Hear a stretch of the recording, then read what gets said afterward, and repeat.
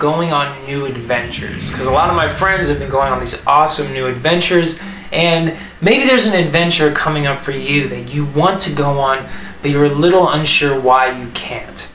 And why you can't is because it's scary, right? Going on new adventures is scary. It's like walking this thin tightrope. It's like going on this obstacle course that you've never been on before, just like that video. Because doing something new is scary, but not as scary as not doing it. Because if you have this adventure that's being called up inside of you and you don't answer that call, that's a lot more scary in the long term than it is in the short term. So I want to talk about this concept of fear, why we feel fear, why it exists, and how to sort of move through it. Because if you look at doing anything new, there's gonna be fear that comes up. There always is, there has to be, because you're doing something new and you don't know what you're doing. But what if you knew that you were always supported? So for instance, when we were on this obstacle course, there was this big macho guy, this big good-looking dude, but he was so fearful to step on anything. He was so fearful to go throughout the ziplining course. But the funny thing was, he's connected the whole time by a rope.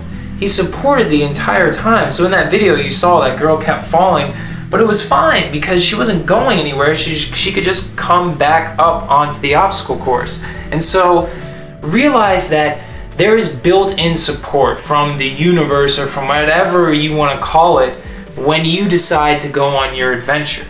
You're going to fall, but you can always get back up, because you can't avoid fear. It's impossible. You can't avoid it. The only thing you can do is push through it. So we want to build up your resiliency muscles inside of your nervous system, and the only way to do that is to fail fast.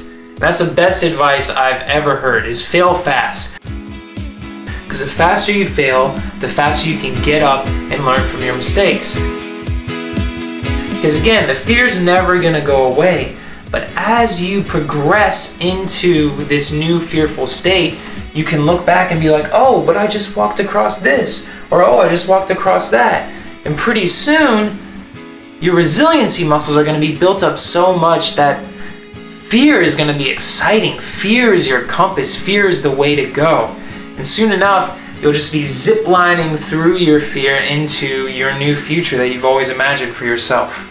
So, this is my challenge for the week. Again, 3 things I want you to identify, because the brain works good with 3 things. I want you to write these things in the comments below. First question, what are the 3 things that have been bringing up a lot of fear in your life? 2, what is the worst case scenario that could happen if you took a step towards that fear? What is the absolute worst case scenario? I want you to think big on this one. 3, I want you to choose one of these fears and test that theory of yours. So I want you to take one step towards that fear and see what happens, and see if your worst case scenario comes true, because I highly doubt it will. You know what? That's going to build up some resilient muscles inside of you, and you're going to take that and work through it, and then fear is just going to become another thing of the past. So, share this video with anyone who you feel is being called to go on an adventure but is a little too scared. And as always, remember, live in love and find your light. See you soon, guys. Thanks.